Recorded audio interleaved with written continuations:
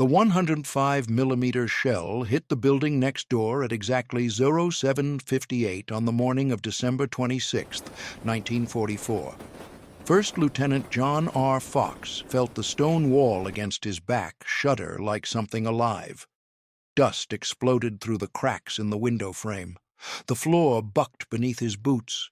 For 3 seconds, the world was nothing but noise and pressure and the certainty that the next shell would land 6 feet to the left and turn him into red mist.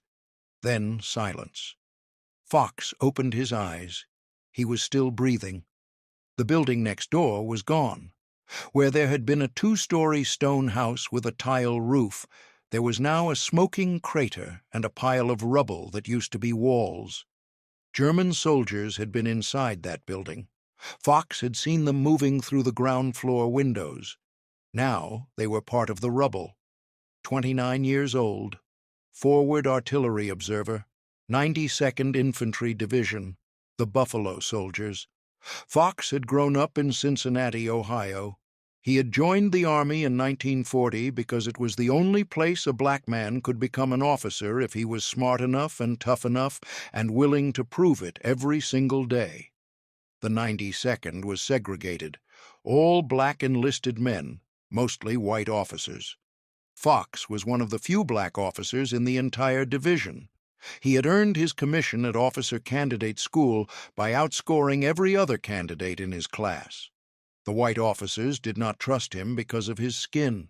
The black soldiers did not trust him because he wore bars on his collar. Fox had stopped caring what anyone thought 6 months ago in the mountains of northern Italy. Artillery shells did not care about the color of the man calling them in. Neither did German machine guns. Through the shattered window, Fox counted German soldiers, not the dead ones in the crater, the living ones, moving between buildings, crouched behind stone walls, running across the narrow streets in groups of 3 and 4.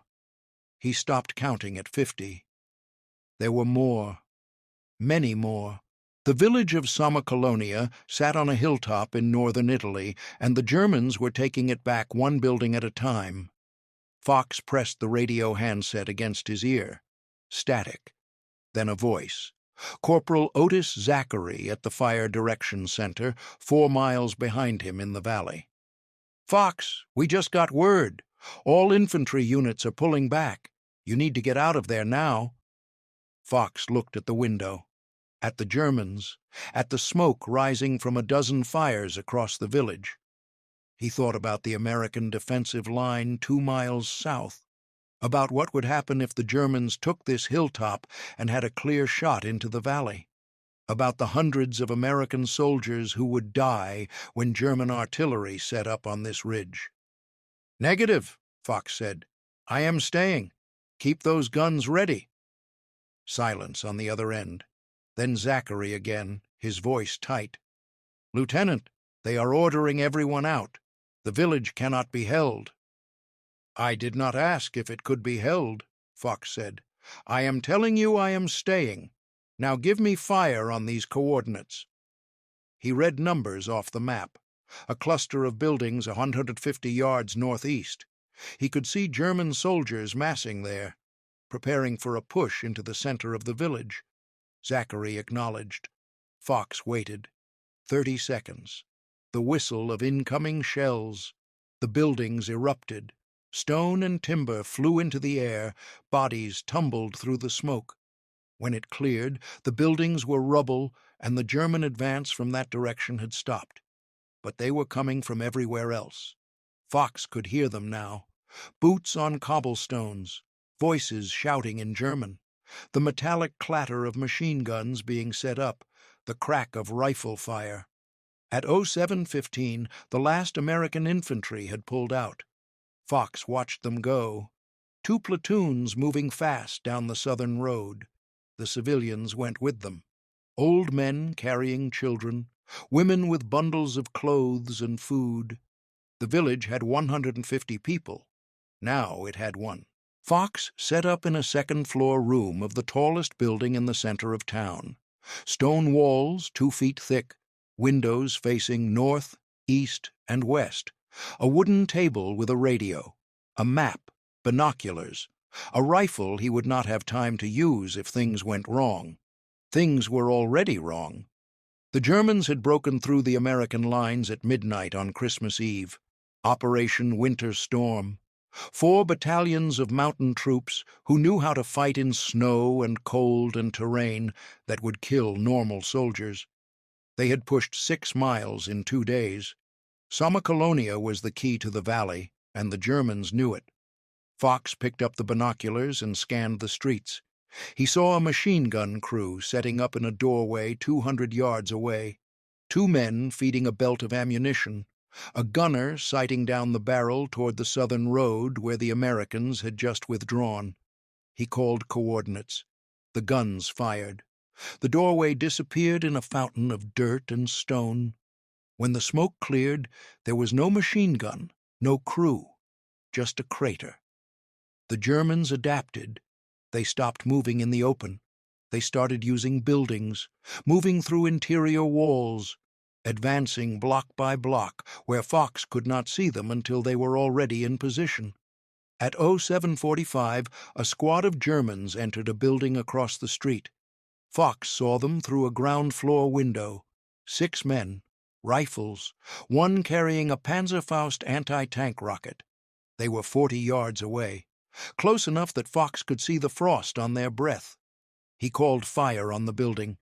Zachary came back on the radio. "Lieutenant, that is danger close. You are calling it right on top of your position." "I can see them through the window," Fox said. "Fire it." The shells came in. The building across the street exploded. The walls blew outward. The roof collapsed straight down. Fox felt the concussion wave hit him like a physical blow. The window glass shattered. Fragments peppered the wall above his head. His ears rang so loud he could not hear anything for 10 seconds.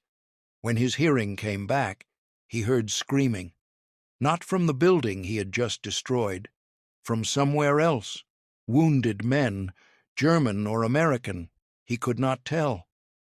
Then the screaming stopped. Fox looked at his map, at the red circles he had drawn around every position he had hit, at the blue marks showing where German forces were still advancing. The red circles were getting closer to the blue mark that represented his building. At 08:00 he heard boots, not outside, inside, on the stairs, below him. Fox set down the binoculars. He picked up the radio handset. He could hear German voices now, close, maybe 1 floor down, talking fast, urgent. He keyed the radio. "Zachary, I need fire on the following coordinates." He read the numbers. Zachary repeated them back. Then silence. Then Zachary again, his voice different now, scared. "Lieutenant, those coordinates are your building." Fox looked at the door. He could hear footsteps on the stairs. Closer now. He could hear equipment rattling, the metallic sound of rifle bolts being pulled back. "I know what the coordinates are," Fox said. "Fire it." The artillery shells left the gun tubes at 08:02. Fox heard them coming before he saw them, that high whistling scream that started soft and grew louder and louder until it filled the entire world. He had 3 seconds, maybe 4. He dropped flat on the floor, covered his head with his arms, pressed himself against the stone wall as far from the windows as he could get. The door to the stairwell was 10 feet away. He could hear German boots pounding up the stairs, voices shouting. They were coming for him, and they had no idea what was about to happen. The first shell hit the building directly below Fox's position.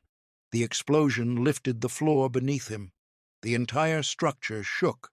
Stone cracked. Timber beams snapped like kindling. Fox felt himself thrown sideways. His shoulder slammed into the wall. The radio slid across the floor and smashed against the opposite wall. The second shell hit the stairwell. Fox heard it, felt it. The blast wave came through the doorway like a fist. The wooden door blew off its hinges and tumbled across the room.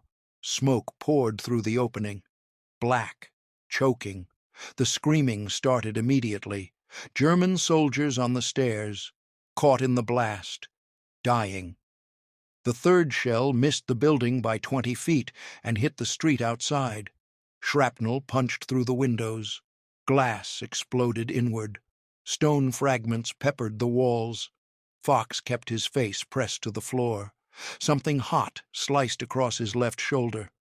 Blood. He could feel it running down his arm, but he did not move. The fourth shell hit the building across the street. The one Fox had already destroyed an hour ago.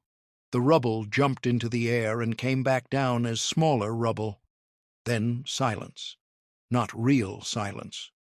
Fox's ears were ringing so loud he could barely hear anything else.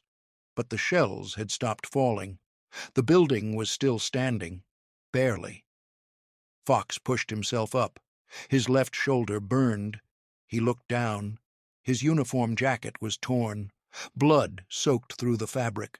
A piece of shrapnel the size of his thumb was embedded in the muscle just below his collarbone. He grabbed it and pulled. The metal came out with a wet, sucking sound. More blood. He pressed his right hand against the wound and kept pressure on it. The radio was in pieces. The handset was cracked. The vacuum tubes inside the transmitter had shattered. Fox stared at it. Without the radio, he could not call fire missions. Without fire missions, the Germans would take the village in minutes. He crawled to the doorway, looked down the stairs. The stairwell did not exist anymore. Where there had been wooden steps, there was now a hole filled with broken stone and splintered timber and things that used to be men. He counted 3 bodies, maybe 4. It was hard to tell. The artillery had torn them apart. One of them was still moving. A German soldier, lying on his back in the rubble. His left leg was gone below the knee. His face was gray. He was trying to say something, but only blood came out of his mouth. Fox watched him for 5 seconds. Then the soldier stopped moving. Fox turned away. He needed to think. The building was compromised. The stairwell was destroyed. The radio was dead. He was wounded. The Germans were still coming. He heard voices, outside, below the window, German, shouting orders. He crawled to the window and looked down. 20 soldiers in the street, maybe more. An officer pointing at Fox's building, gesturing. 3 soldiers moved toward the front entrance. They had rifles. One had a stick grenade in his hand. Fox looked around the room. He had his rifle, his sidearm, 2 magazines for the rifle, 1 for the pistol. Against 20 soldiers, it would not matter. Then he saw the field telephone. It was mounted on the wall near the map table. A backup system, hardwired to the fire direction center through a buried cable that ran from the village down into the valley. Fox had never used it. The radio was faster, more reliable, but the field telephone did not need vacuum tubes or battery power. It just needed the cable to be intact. He crawled to the telephone, picked up the handset, put it to his ear. Static. Then a voice. Faint, crackling, but a voice. "This is Fire Direction Center. Identify yourself." Fox keyed the transmit switch. "This is Lieutenant Fox. I need fire missions. The radio is destroyed. I am using the field telephone." Silence. Then the voice again. Different person. Zachary. "Lieutenant, are you hit?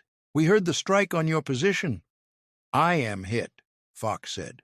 "Not bad. I can still work. I need you to stand by for coordinates." "Lieutenant, the whole battery is asking what the hell happened. You called fire on your own building."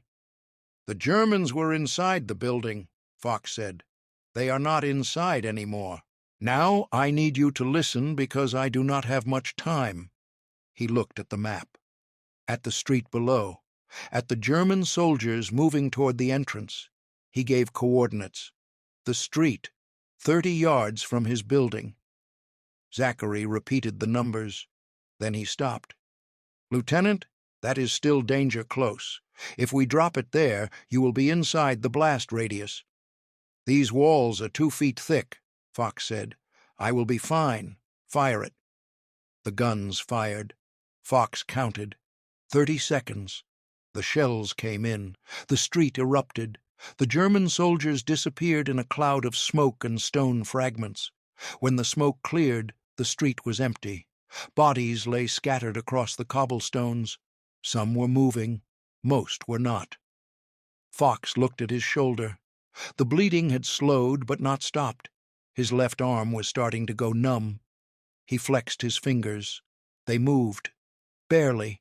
He needed to keep pressure on the wound, but he also needed both hands to read the map and operate the telephone. He tore a strip of cloth from his undershirt and tied it around his shoulder.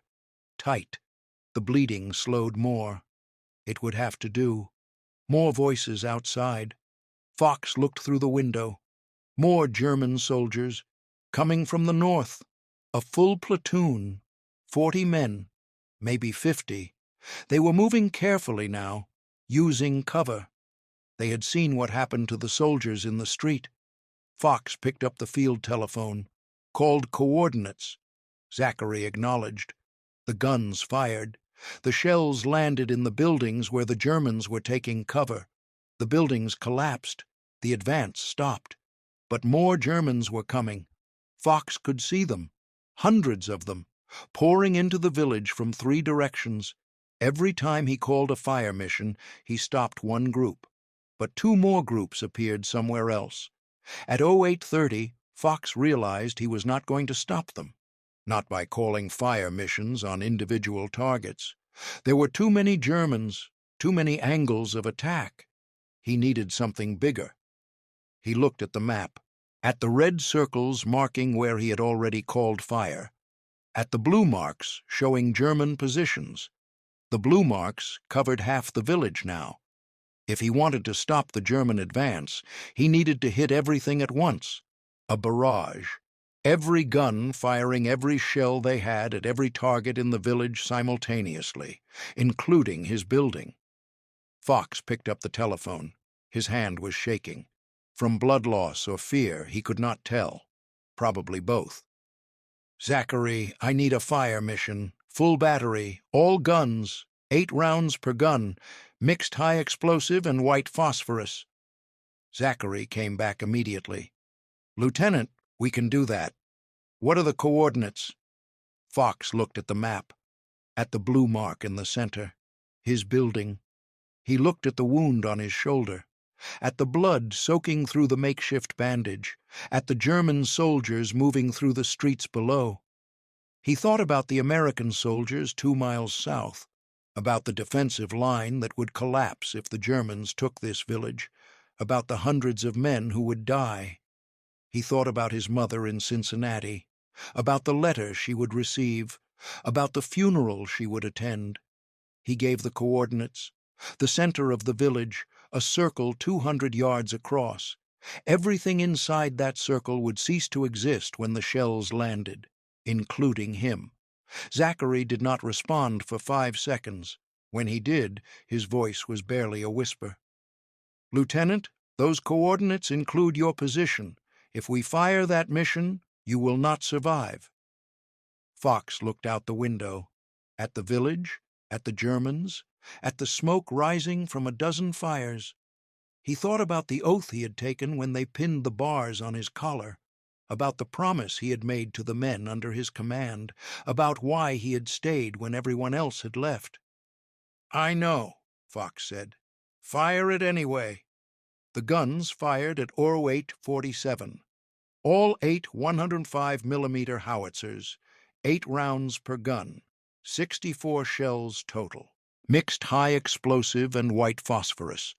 The Fire Direction Center had plotted a circular impact zone 200 yards across, with the center point directly on top of Lieutenant John R. Fox's position.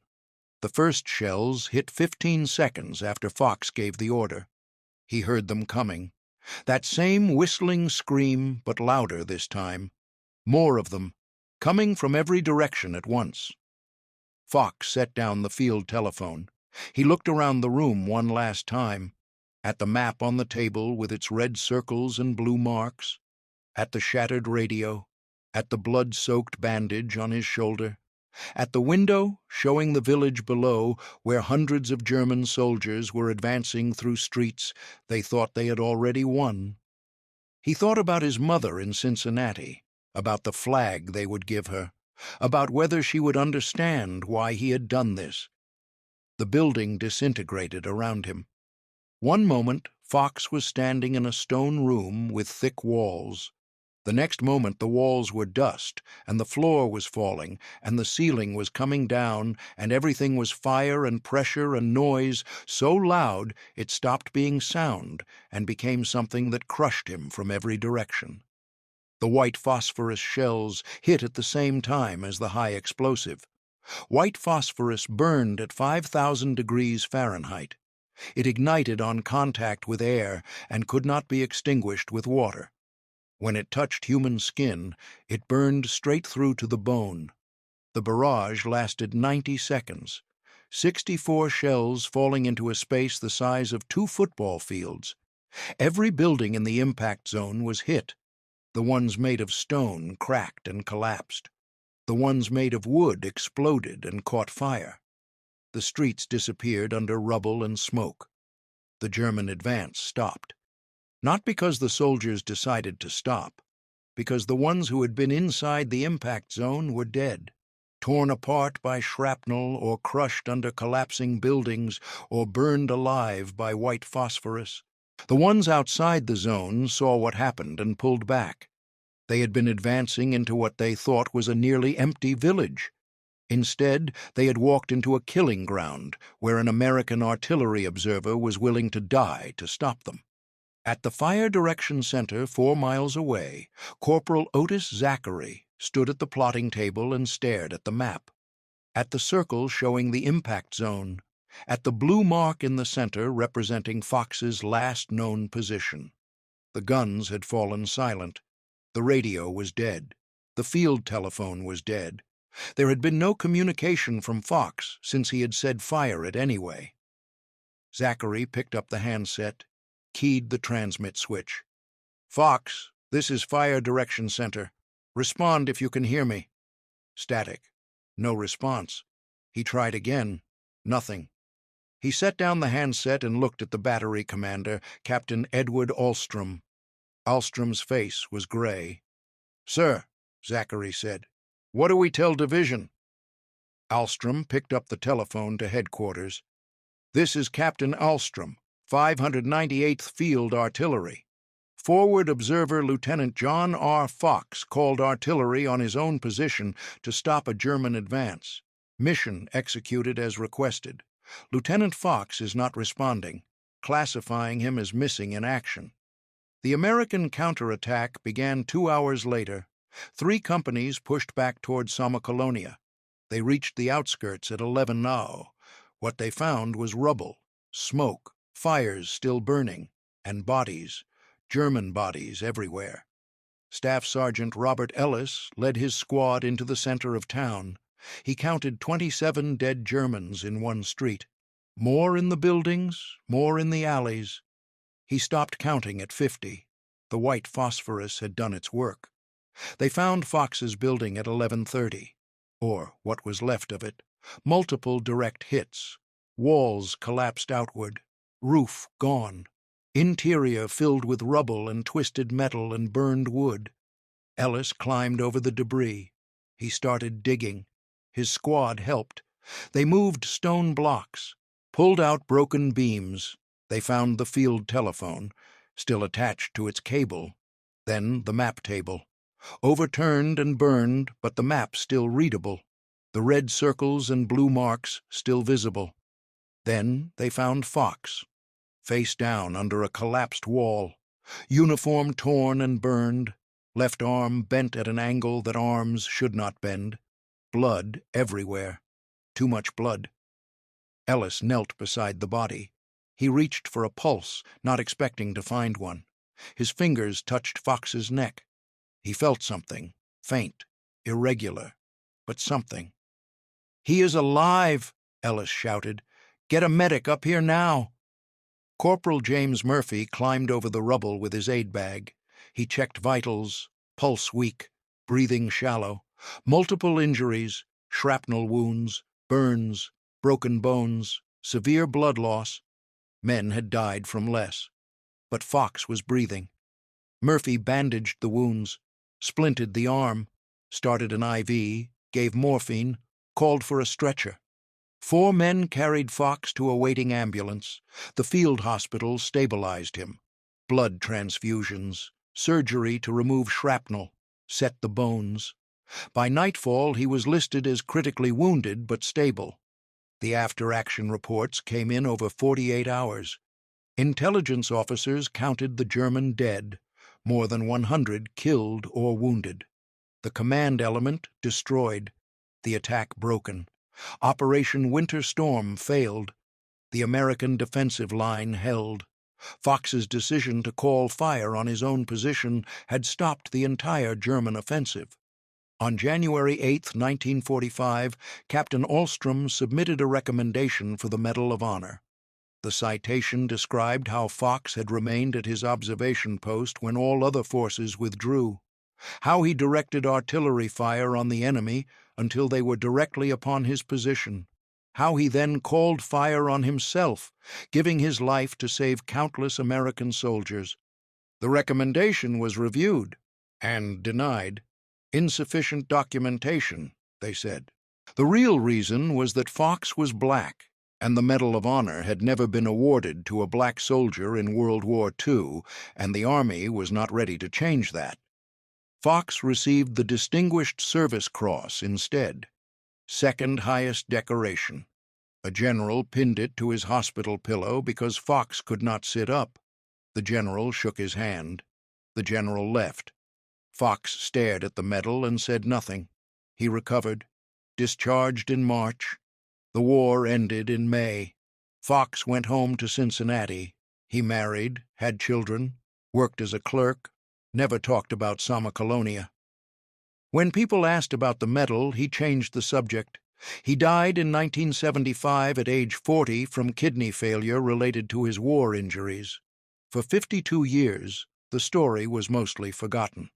Then, in 1993, the Army commissioned a study on racial discrimination in Medal of Honor awards. Historians reviewed thousands of files. They found Fox's citation. They compared it to white Medal of Honor recipients. There was no comparison. Fox had done everything required. The only reason for denial was the color of his skin. On January 13, 1997, President Bill Clinton stood in the White House East Room. 7 families stood beside him. 7 black soldiers finally receiving the Medal of Honor for World War II. Only 1 recipient was still alive. The other 6 were posthumous.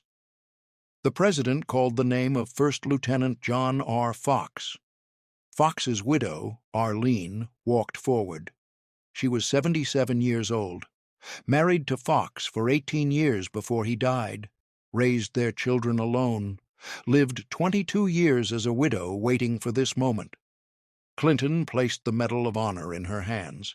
He told her that her husband had called artillery on his own position, knowing he would not survive, that he had displayed valor above and beyond the call of duty, that the nation was grateful.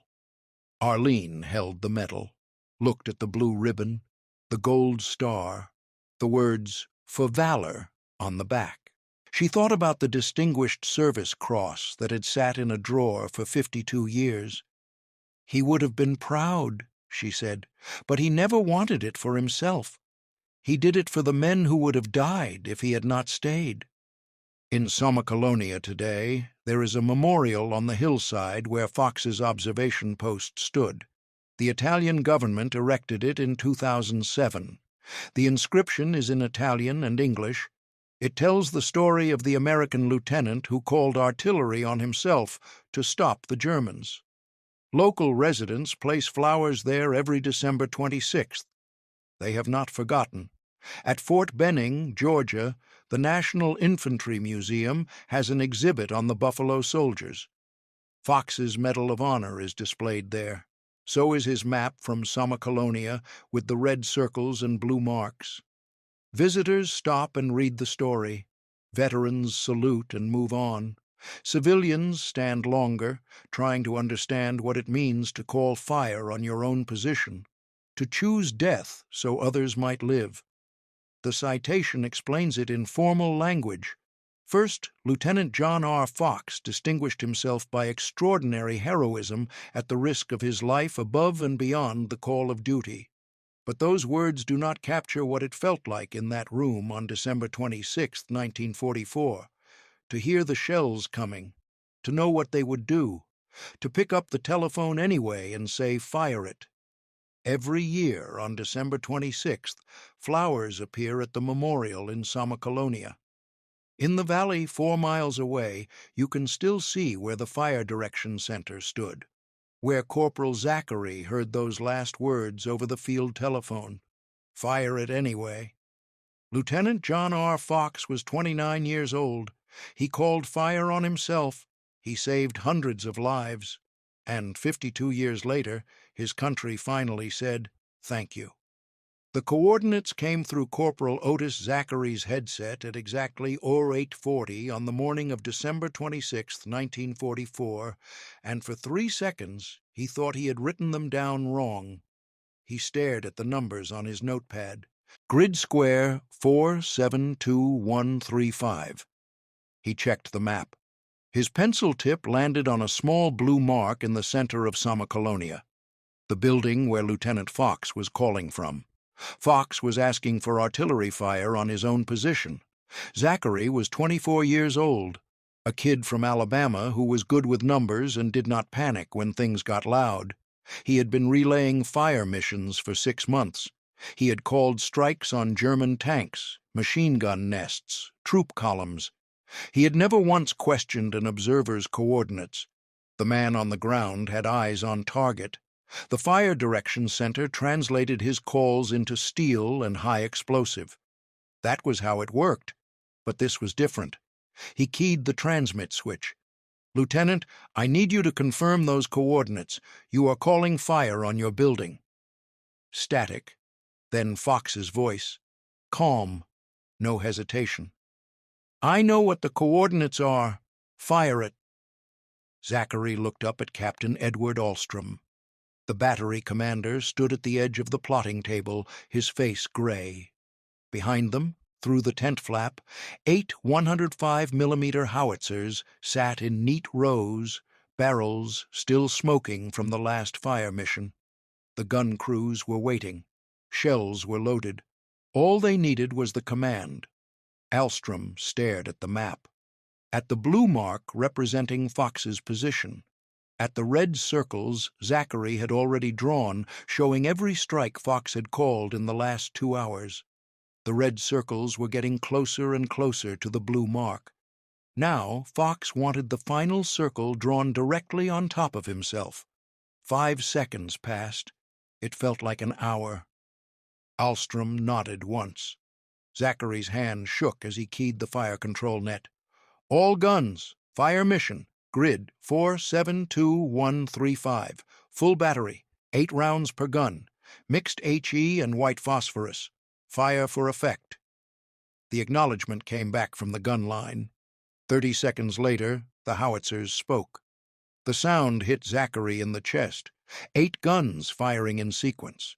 The canvas walls of the Fire Direction Center rippled. Dust shook loose from the tent poles.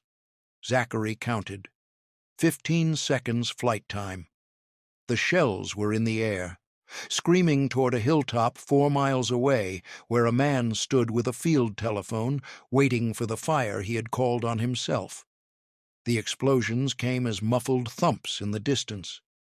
Zachary looked through the tent flap. Smoke rose over the ridgeline, black, thick, the kind that came from buildings being torn apart. He keyed the net to Fox's frequency. "Lieutenant Fox, fire mission complete. Adjust fire or end of mission." Static. He tried again. "Fox, this is Fire Direction Center. Respond." Nothing. Just the hiss of an open line with nobody on the other end.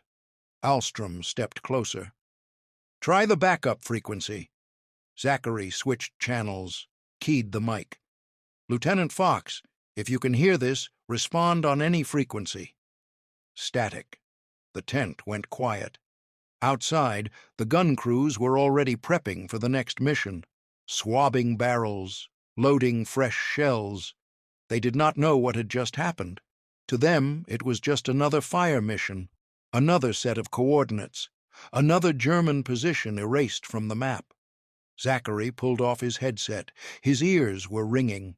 They always rang after a full battery fire, but this time it felt different, louder, like the sound was coming from inside his skull. "Write it down," Alstrom said quietly. Zachary opened the fire mission log. His hand was still shaking. He gripped the pen harder and forced the letters to come out neat. 0847, full battery, 64 rounds, HE-WP mixed. Observer, 1LT John R. Fox. Target, grid, 472135. Final transmission. I know what the coordinates are. Fire it. He set the pen down, stared at the line he had just written.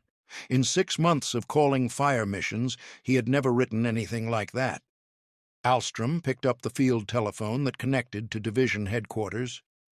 "This is Captain Alstrom, 598th Field Artillery Battalion. Forward observer Lieutenant Fox called a fire mission on his own position to stop a German advance at Sommocolonia. Mission executed as ordered. Lieutenant Fox is not responding to communication, classifying him as missing in action pending recovery of the village." He hung up, looked at Zachary. "You did your job, Corporal. The observer gave an order. You executed it. That is all." Zachary nodded because that was what he was supposed to do, but the words did not make the sound in his head go away. Fox's voice. "I know what the coordinates are. Fire it. Calm." Like he was ordering breakfast, like he was not asking for 64 artillery shells to land on his own building. The rest of the day blurred. More fire missions, different coordinates, different targets. By sunset, the battery had fired over 400 rounds. The log had 32 entries. The one about Fox was just a single line among many, but it was the only one Zachary could not stop reading. That night he lay on his cot and stared at the canvas ceiling. Every time he closed his eyes, he saw the map, the blue mark, the red circle drawn directly on top of it. He heard Fox's voice, felt the moment he keyed the fire command and turned words into explosions. He had done his job, followed orders, trusted the man on the ground. But somewhere 4 miles away, a building had collapsed and a man had disappeared inside it because Zachary had relayed coordinates without hesitation. The right decision, everyone said. The German advance had stopped. The American line had held. Hundreds of lives saved because one man had been willing to die and another man had been willing to give him the fire he asked for. Zachary told himself that over and over. But when sleep finally came, the dreams were full of static and a voice that would not stop repeating the same 5 words. Otis Zachary came home in November 1945 and found that Alabama had not changed. The roads were still red dirt. The signs still said colored entrance and colored waiting room. Men who had never left the county looked at his uniform and discharge papers like they were curious souvenirs, but nothing more. He lasted 6 months. Then he packed a bag and took a train north to Ohio. He found work in a factory outside Cleveland. Machinist, lathes and presses and steel measured in thousandths of an inch. His hands were steady. His math was perfect. Nobody asked what he had done in the war.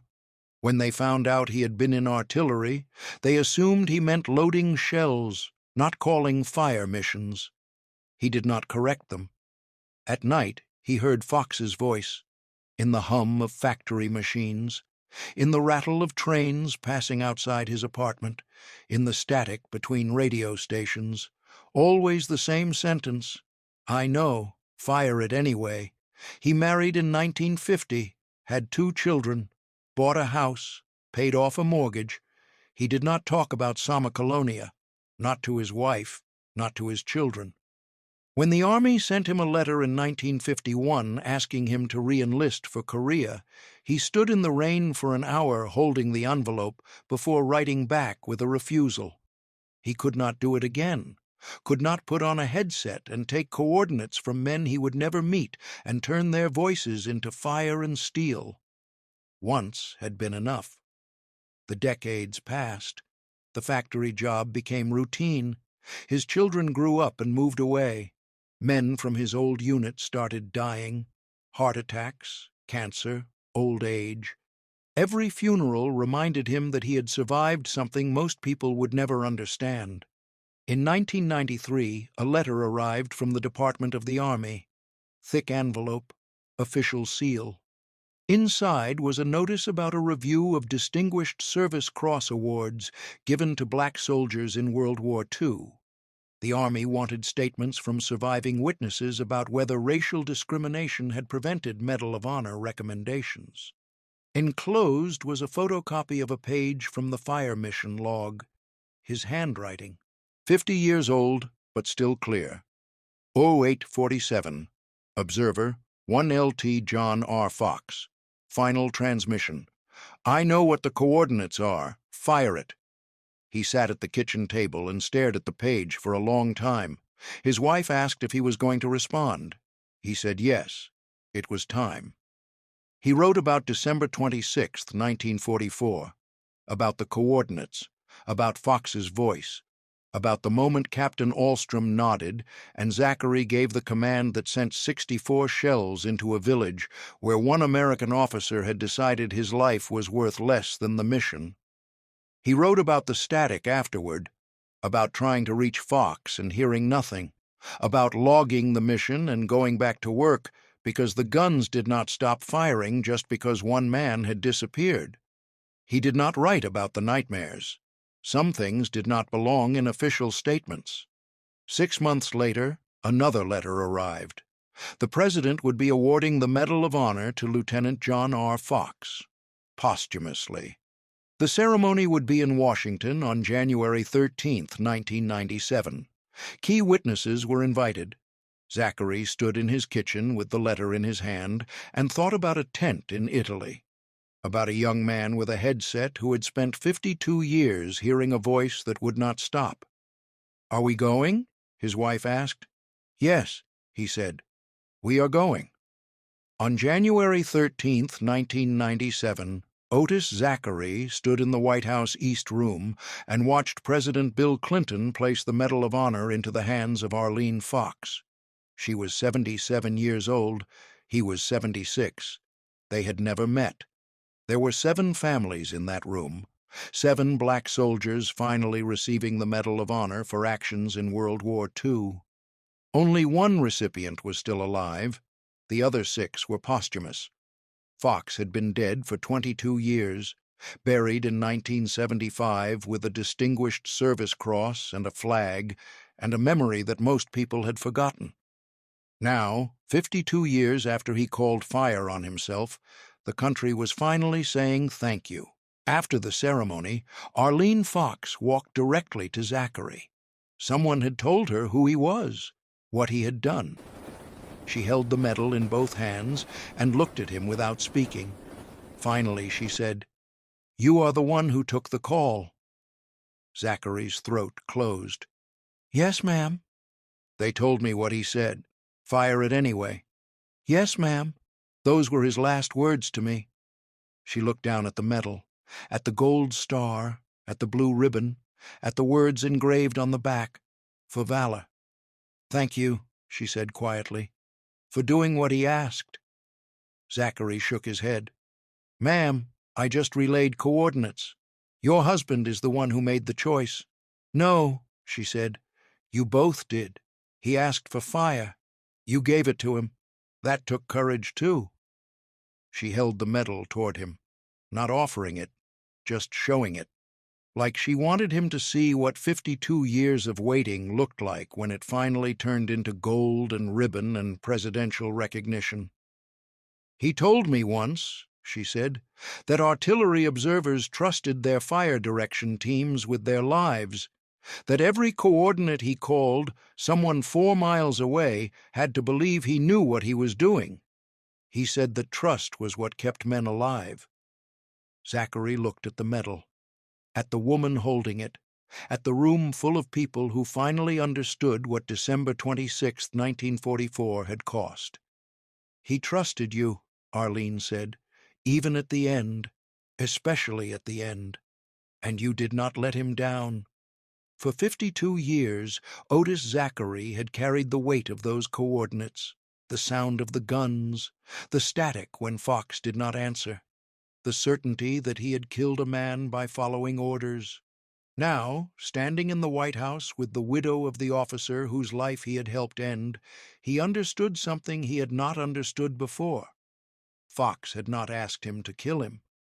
Fox had asked him to trust that the decision was the right one, to believe that one man's death could save hundreds, to key the switch and give the fire without hesitation, because hesitation would have meant the mission failed and the Germans won, and the sacrifice meant nothing.